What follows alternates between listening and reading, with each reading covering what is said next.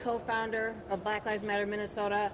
I'm an ordained deacon, and one of the roles of the deacon in the church is for correction. When I learned of David Easterwood's role in the church, in City Church, it was obvious that there was a need for correction.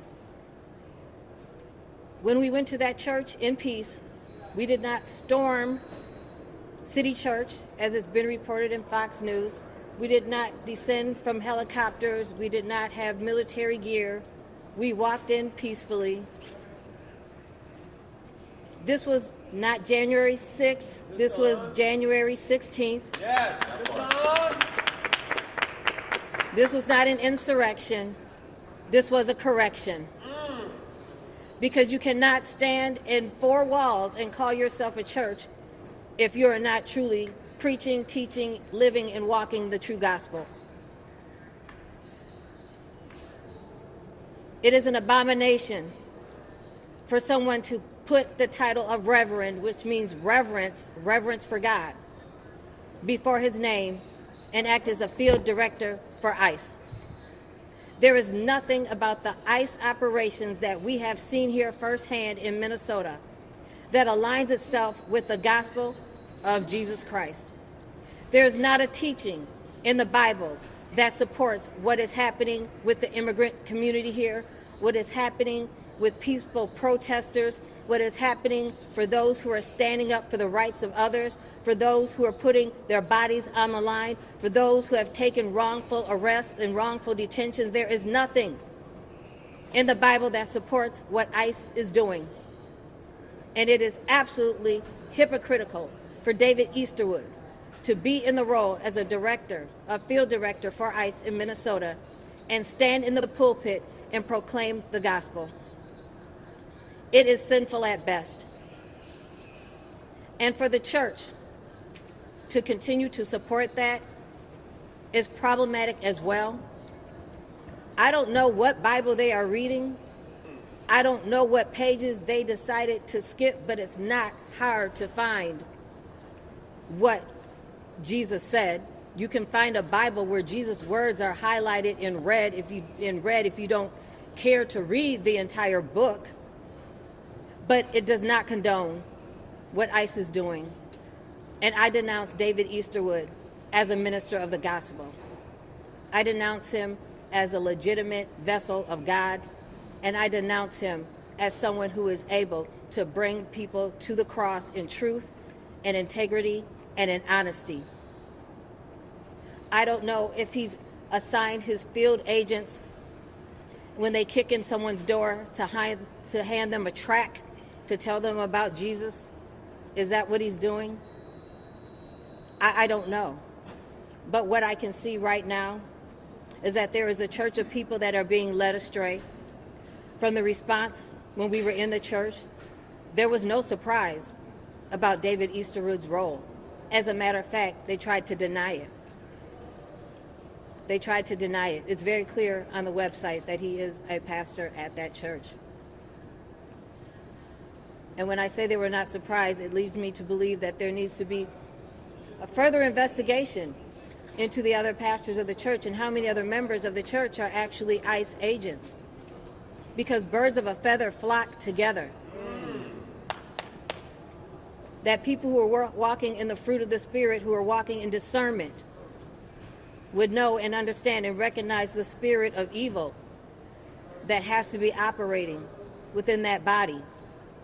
There is no way that someone who is grounded in the Word is going to just sit by and just sit and enjoy a song that's played over the speaker, as we heard during the service, and not question, not pause to question, why were these protesters here peacefully, hands up, don't shoot, chanting justice for Renee Good, chanting justice for our immigrant community, chanting in the name of Jesus, because it is what was righteous. And the pushback that we are getting is absolutely ridiculous. For people who are saying, oh, they shouldn't protest in the church, what do they think Jesus did when he turned over the tables in the church? Gentle words and gentle means are for gentle people. There is nothing gentle about ICE, and there is nothing gentle about an ICE field director. So we came and we did what was necessary, and hopefully this opens up a greater conversation for the Southern Baptist Convention, which has already been debating and struggling with immigration and its stance, which is crazy in and of itself, that they would choose half to ignore the Bible and the other half to call for stronger immigration laws. When, let's be clear, let's imagine, how hard was it to come through Ellis Island for their ancestors? Not hard. So I say this, standing in solidarity with my other organizers and the other protesters that showed up with us. We stood on the side of what was right. We stood up for our immigrant community, and that's what we all need to do. So when we see other people wrongfully under attack, no one should just sit by idly. Come out of the comfort of your home. Come out in the streets. Find your place and see what you can do to organize, because it's going to get worse before it gets better. Thank you.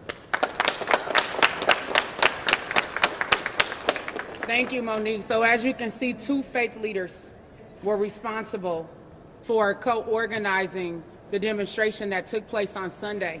And I have to say that I'm really disappointed overall in our faith community.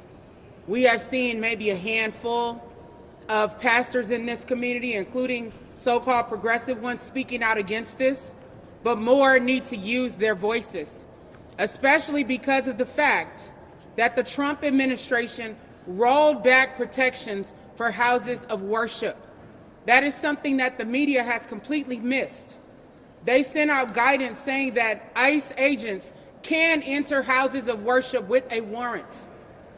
ICE agents have also arrested people in the parking lots of churches, waiting around for people to come out, which has had an impact on our immigrant community because many of those churches have fewer people attending because they are afraid. So if the Trump administration cared about what happened inside of a church, then he would have strengthened protections for churches in the midst of these ICE raids instead of weakening those protections. Yep. But we need our faith leaders to speak out. We see you at Target, but we need to see you on the front lines of this fight as well, calling out accountability for the federal government for their lies and manipulations and their abuse. Next, we will hear from Trahern Cruz, who is the co-founder of Black Lives Matter Minnesota and was also one of the protesters at last Sunday's demonstration. Let's welcome Trahern. Jesus said, love thy neighbor, but the actions from ICE are very hateful right now. And for a pastor to be the director of a hateful organization in our community and having a church in a very diverse community, the city of St. Paul is one of the diverse communities in the country. So for a pastor to be conducting ICE raids in a diverse community is very, very, very hypocritical to us. We came in, and the organizers came in saying, hands up, don't shoot. Hands up, don't shoot. But when Dylan Roof was in a church with black people, he prayed for them, and then he shot them and killed them. During the 60s, we know about the Birmingham era, where black churches continued to be bombed and bombed. We just came in for discussion, a discussion about humanity. So there's a very different ideal of how we were approaching churches and how white supremacists have been approaching churches historically. Lastly, our civil rights protections, racism is costing the United States trillions and trillions of dollars. And civil rights were put into place to address so that black people can be treated civilly. And so for Donald Trump, the President Trump, to reverse that is harmful not only to black people, but harmful to America and also harmful to the American economy. You see the job numbers are real low. You have historic job numbers, and a lot of that is coming from 300,000 black women have been fired since the Trump administration has came into office.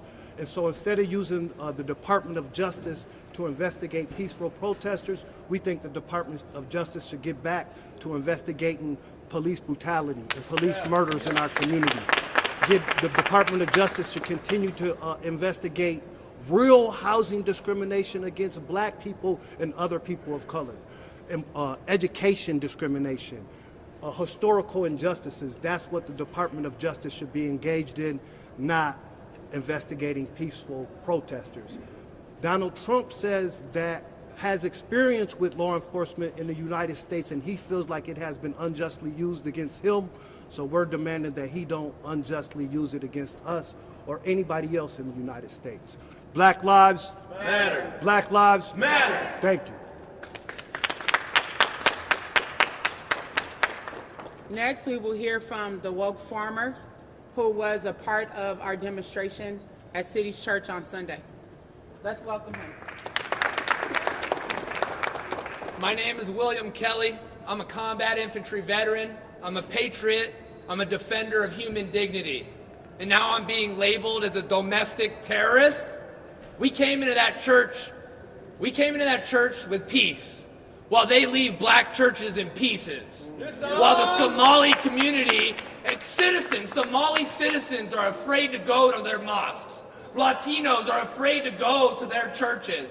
Whether they're citizens or not, they're afraid because this Gestapo, Trump's Gestapo, is terrorizing them. They're afraid to leave their homes.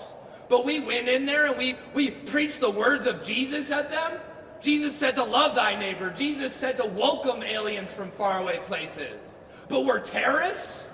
They're calling me a professional agitator now? Well, yes, I am.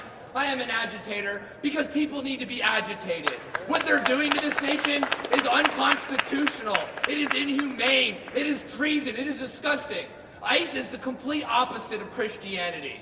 You cannot be an ICE agent and be a pastor. That is a white supremacist church. As long as that pastor is allowed to preach there, it is a hateful church. Those are not Christians. Those are evil people if they support that. So we will continue to fight. We will continue to stand up for our black, Latino, and all communities because we care. Because we care about humanity. Because we care about the Constitution. And I'm getting hundreds of death threats since that protest on Sunday. And I just want to say I will not be intimidated. I will continue my mission for peace. I will continue my mission to stand for the Republic, to stand for the Constitution, to stand for humanity. All power to the people.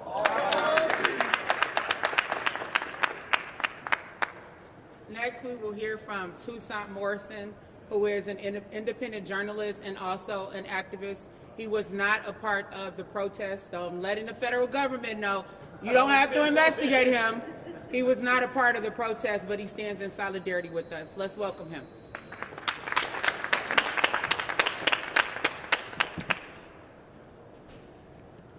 My name is Toussaint Morrison, and I was baptized in a New Orleans kitchen sink by an Irish Catholic woman named Carol Van Dusen. And I don't know any situation where she would say that harboring an ICE field officer who also works at a church is something that Jesus would stand by.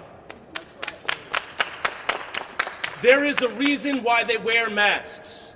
It's because they know that what they're doing is not right. It's because they know that their actions are violence and that their actions are only partaken against a certain demographic of community. They know that they're engaging in racism, misogyny, xenophobia, and anti-immigration. They're engaging in the worst kind of behavior. And the reason why they cover their faces is because they know that they're doing wrong. And when David Easterwood was found out, you could see it in the face of Jonathan Parnell that he was caught. Yes, you know when somebody knows that they done fucked up. And that was Jonathan Parnell. Jonathan Parnell couldn't do anything but go back and forth with Don Lemon and then tell him to leave.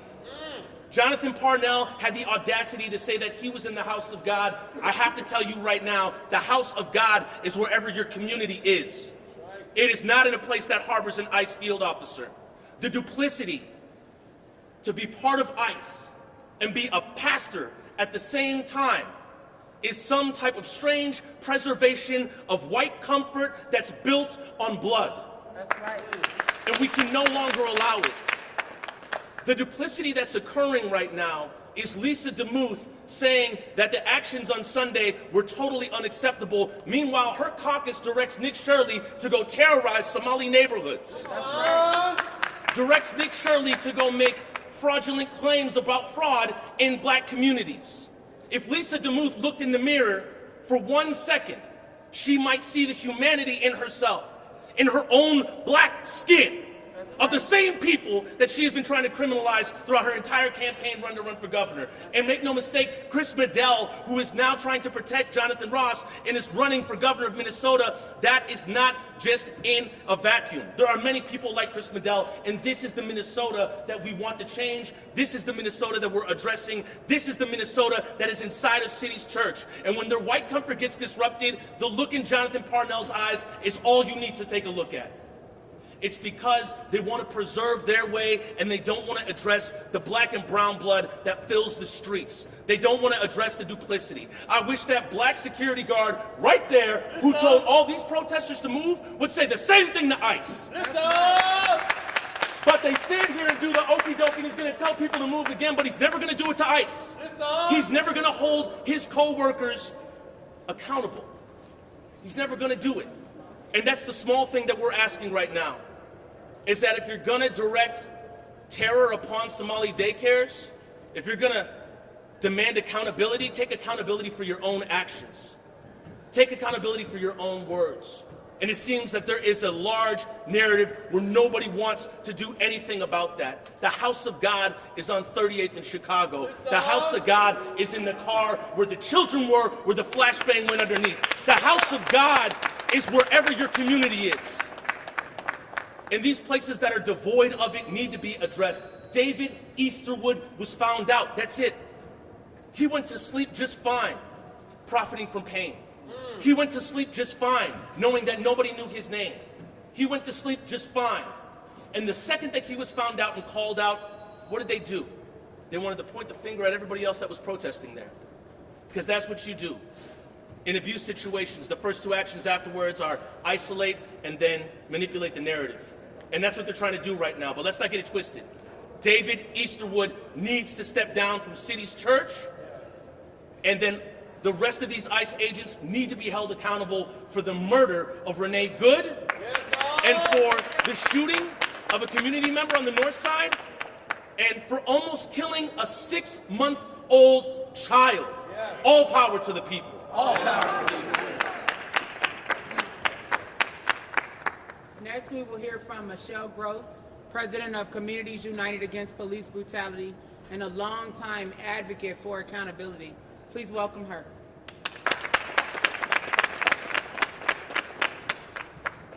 Good afternoon. My name is Michelle Gross, and I'm president of Communities United Against Police Brutality. And I stand in solidarity with the people that protested at the city's church last Sunday. What they did was noble. What they did was correct. What they did was holding truth to power, and that's very important.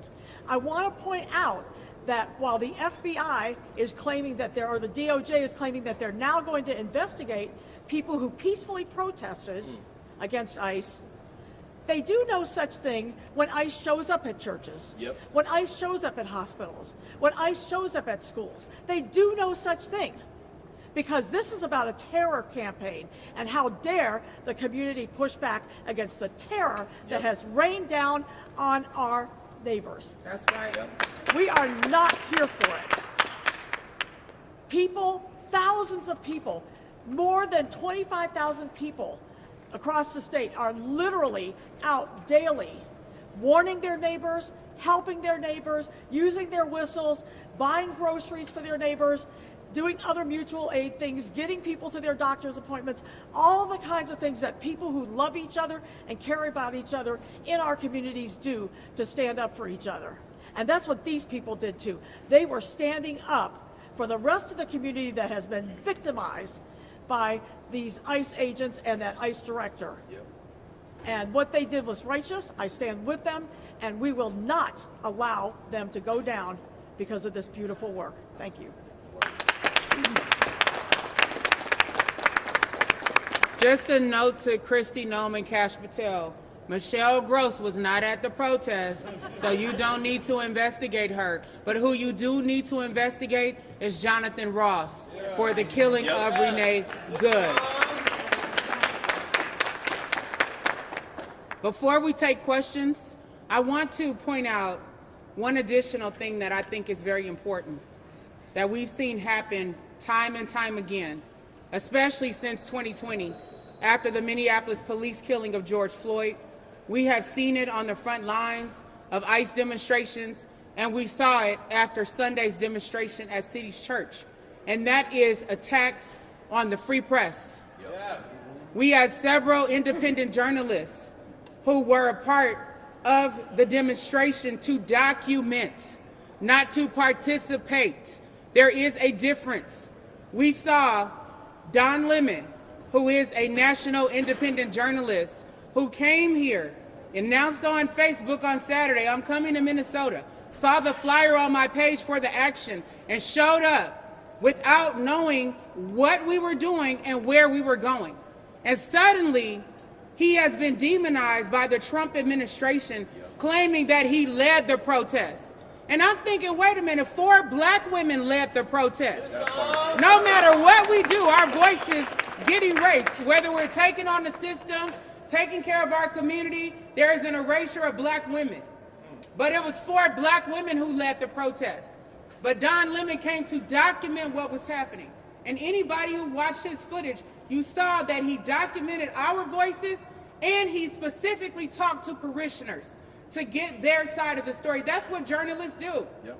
They talk to multiple sides to try to get information. But to try to demonize this man, and there were even memes, I'm hoping there were memes, that came out last night claiming that the Trump administration was going to prosecute this man under the Ku Klux Klan Act. Wow. Right? That just ridiculousness. The weaponization of our history against us as Donald Trump and his administration tries to erase our history. But we stand in the spirit, in the strength, in the power, in the resistance of the people who came before us, whose voices would not be silenced against white oppression and terrorism and white supremacy. That is why we are still standing strong. As you have people in our community afraid for our safety, texting us, sending us messages that are on there, do I look afraid to you? No, because I'm standing in the power of the Almighty God. And God is our protector. And at the end of the day, like Queen Esther said, if I perish, I perish. But I will speak the truth. Period, point blank. So these attacks on our press need to stop. We have a journalist here who was attacked by ICE within the last couple weeks. Tear gas, in spite of having a press written across his chest, and also shot with a marker round or a rubber bullet, and now has a boot on his foot for the next 4 to 6 weeks. We've had journalists with their eyes shot out, journalists physically assaulted, pushed to the ground, in spite of ICE and law enforcement knowing that they're journalists. I got a call just yesterday from a local journalist saying that the city of St. Paul was planning to investigate the protest. Well, for those who don't know, City's Church called the police on us, even though we were peaceful and nonviolent. So the St. Paul police did arrive, but they stayed outside of the church until we left. They didn't approach us, they didn't say anything to us. I find it ironic, if that is true what the journalist said about the city of St. Paul investigating our protests. Why haven't you investigated the conduct of the St. Paul Police Department 2 days before Thanksgiving when they aided ICE in terrorizing our community? That part. Where are the results of that investigation? That happened in November. So you can investigate all you want, but you need to look first in your own house at your behavior and how you have participated in the abuse by ICE. So with that being said, we will take questions. Hakeem, I'm wondering, what is your reaction to the DOJ saying they are investigating your actions and the group's actions in the civil rights investigation? They say they're investigating everyone. They have an investigation right now against Mayor Jacob Fry, against Governor Walz, Cuomo. I mean, James Comey, I'm sorry. The list goes on of people that the DOJ investigates under false pretenses. And yet, we're asking you, investigate Jonathan Ross for the killing of Renee Good. Why isn't that the headline? When you all know that we're being gaslit by the federal government, why do you keep running with headlines from a federal government that is corrupt, that lies to the people, that unleashes these beasts upon our community to attack vulnerable individuals? And when you're gaslighting, you normalize this authoritarian behavior. So that is my response. Yes. You brought up the Klan Act, and just in the last couple of weeks, DHS posted a song that was written by the Ku Klux Klan on their governmental social media. Also, Donald Trump, just a day before the protest, said that affirmative action hurt white people. And so I think it feels to me, I'm curious your response to this, it feels to me very intentional and targeted that they bring up an act that was created because the Klan terrorized black churches. Absolutely. Anyone else want to respond? Go ahead. I would just say that it's churches, but it's also pretty much all parts of civil rights that this current administration is challenging and reversing it. But in the long run, it hurts the administration who is doing it. Racism hurts America. I think Citigroup said it cost America like $16 trillion. And so Mr. Trump and his administration can practice racism, which will continue to hurt America in his economy that he presides over, or he can be inclusive and do the right thing and enforce civil rights laws when it comes to housing discrimination against black people, immigrants, LGBT communities, investigating schools, and investigating our police departments like they're supposed to. Our consent decrees have ended here in Minneapolis, which our community fought real hard for. The consent decree in Louisiana has ended. There's consent decrees with Breonna Taylor. That consent decree's over, but the crimes and the harms from law enforcement are continuing to impact our community. So it's Kash Patel, Kristi Noem, Pam Bondi, if they want to be on the right side of history, they'll do the right thing and investigate real crimes that are happening in the United States. Go ahead, Tisa. I also wanted to answer, that's because the Trump administration runs on pure hypocrisy. So they're going to use lines from a song from the Klan and then utilize a law that was made because of the Klan. It's pure duplicity and hypocrisy. So after this man was shot in North Minneapolis, what happened was Julie Nelson of KARE 11 said, wow, there's some really foul language out here. Now, how can you ask somebody, how can you start policing somebody's language after they've been shot? How does that work?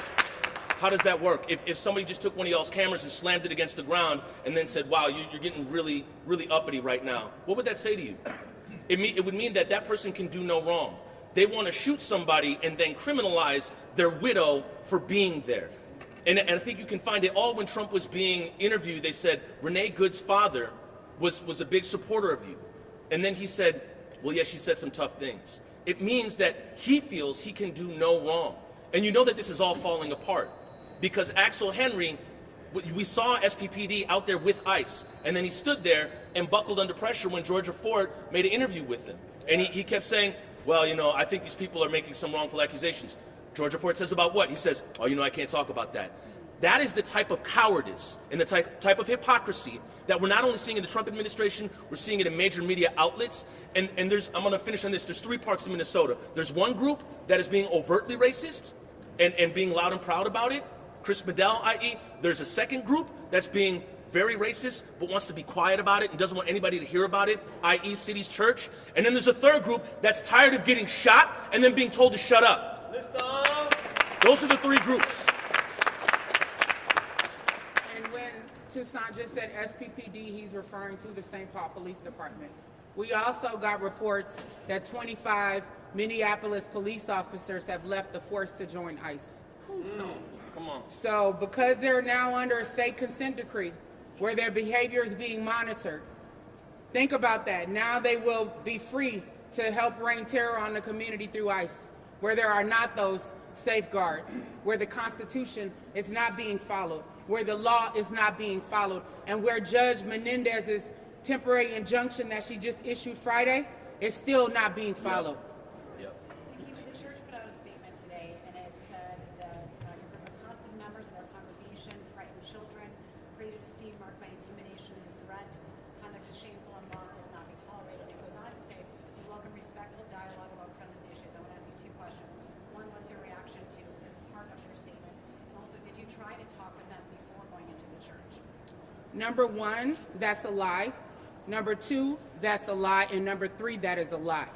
To have a church sitting here perpetuating lies to try to criminalize nonviolent peaceful protesters is on brand for why they would have a pastor doubling as the director of ICE in the state of Minnesota.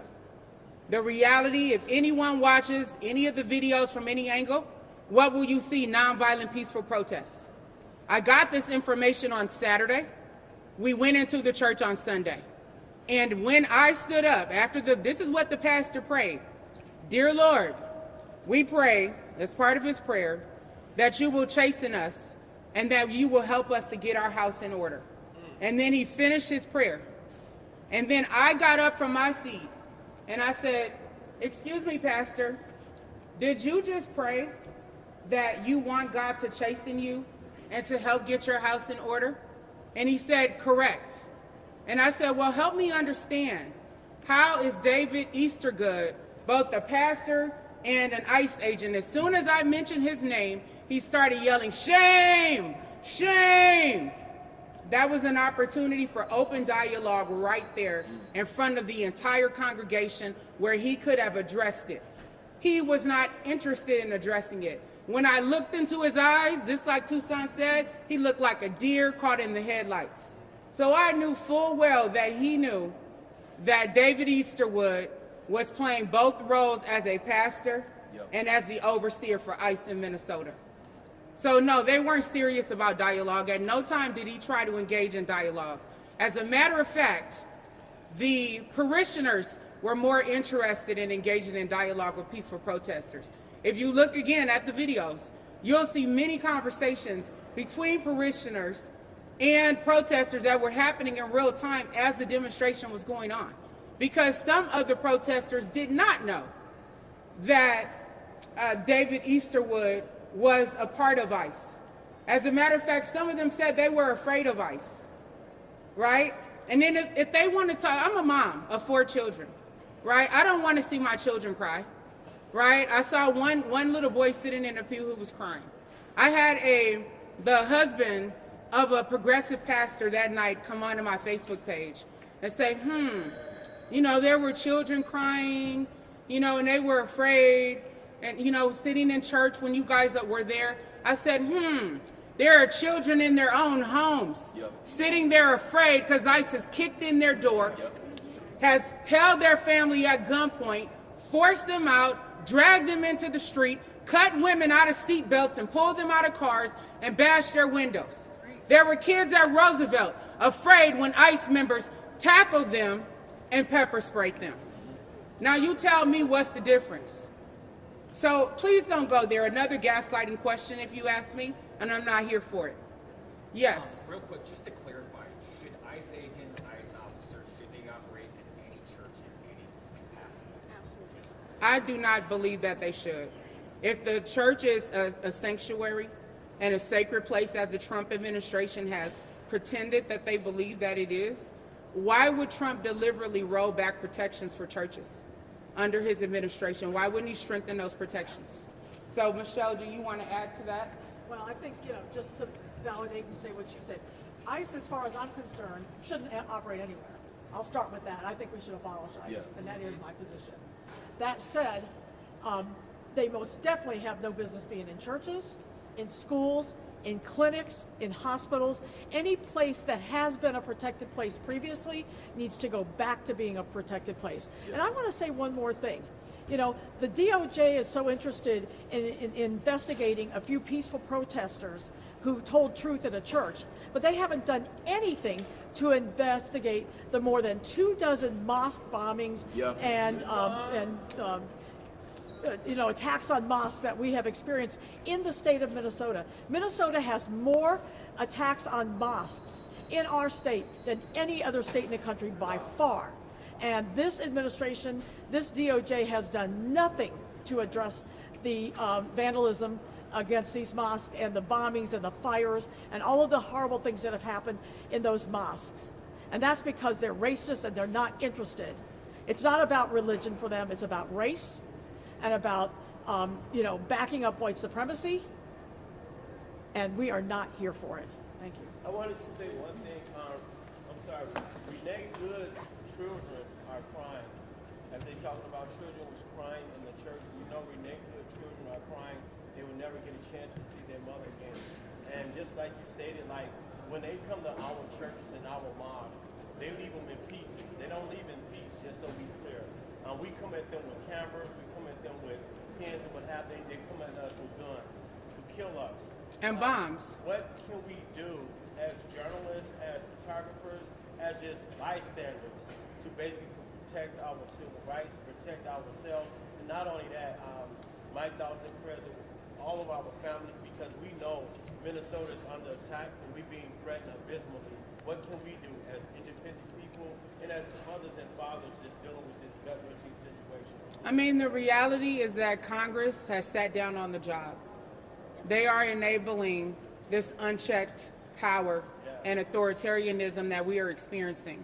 We know that 28 members of Congress, all Democrats, came here on Friday for a congressional hearing about the attacks by ICE in Minnesota, but they still have limited power while Republicans are silent and complicit and hold the balance of power. And you can see the local Republicans here aren't doing a darn thing other than stirring the pot. They ought to be ashamed of themselves for allowing this to happen, for condoning it, and for helping to facilitate it, as was mentioned earlier by Toussaint Morrison. I would say on a state level, of course, our state government can use the power of law enforcement anytime, just like they do against citizens. They can direct the local police department, the state troopers, the sheriff's office, they can direct them to arrest ICE agents who violate the law. But not a single one has been arrested. That gives a signal that they can act with impunity. That's part of the problem. So the best thing that we can do is remember the mantra, who keeps us safe? We keep us safe. Who keeps us safe? We keep us safe. Yes. I got a question for Will. After the DOJ announced the investigation on your social media, you said, come get me, Pam. So can you expand on your response or how you're feeling right now? I mean, what we're seeing around this country is they're using their political influence to attack people that disagree with them.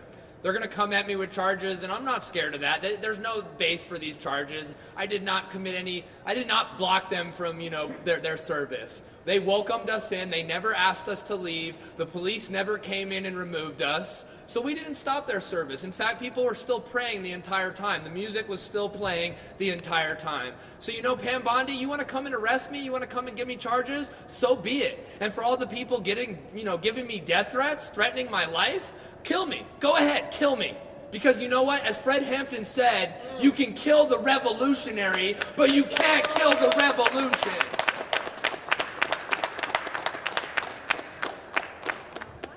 Yes, go ahead.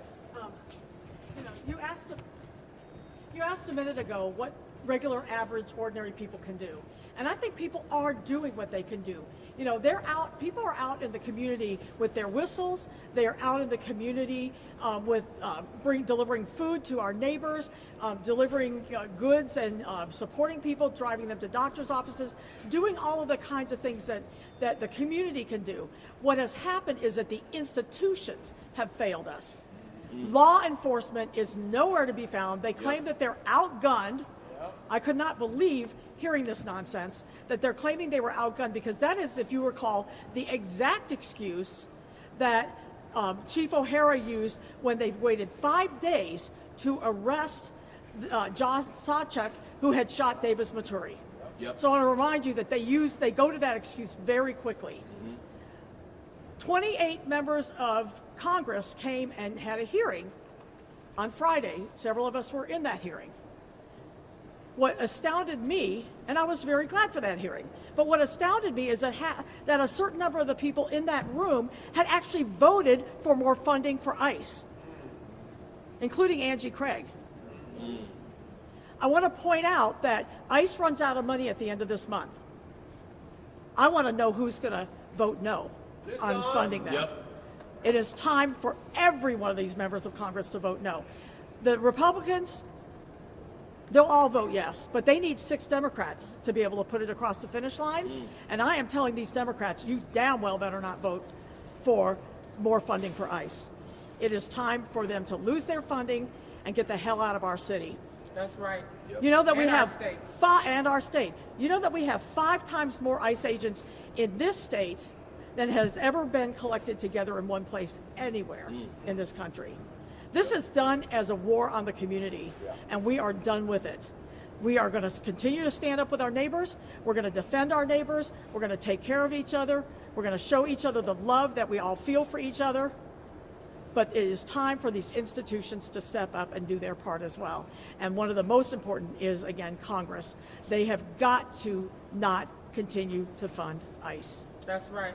Throw a spine, Congress.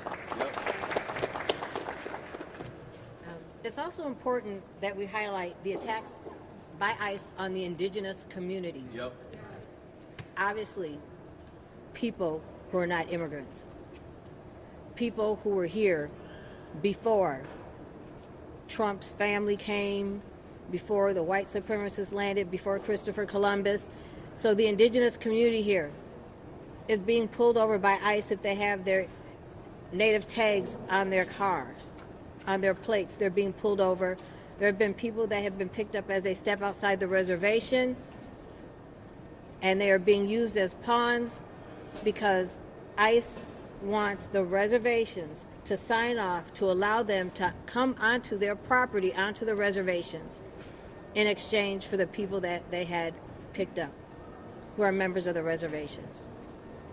So we cannot forget about our indigenous community, and they have their spirit fire that had been going in South Minneapolis, and there was a white supremacist who had attacked the one person tending to the fire. So they are under attack as well.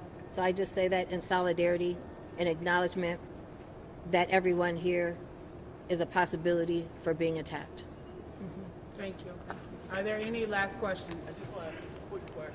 What about when ICE agents detain the individual and get them in a back and find out they are citizens and then offer them a bonus to find someone that's not a citizen? What do you guys think about that? Well, that was testimony that we heard on Friday during the congressional hearing from one of the U.S. citizens who was kidnapped by ICE and brought to the detention center for 9 hours. She and another friend who is a half Mexican man, she said that the friend was told that he would get legal support if he needed it by ICE. And then ICE also